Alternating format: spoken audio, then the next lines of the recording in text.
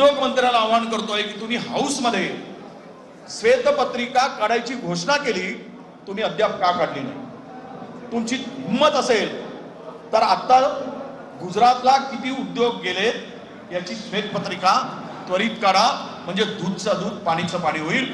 महाराष्ट्रातला तरुण आता अविवाहित बेरोजगार झालेला आहे. महाराष्ट्राच्या तरुणाची अवस्था, अविवाहित बेरोजगारांचा महाराष्ट्र, म्हणजे या राज्यामध्ये आता माझ्या बेरोजगार तरुणांना, युवकांना उघडं नागळं फिरवून आपलं सरकार गुजरातच्या चरणी लोटांगण घालतोय आणि महाराष्ट्राचं स्वाभिमान विकण्याचं काम सुरू झालंय.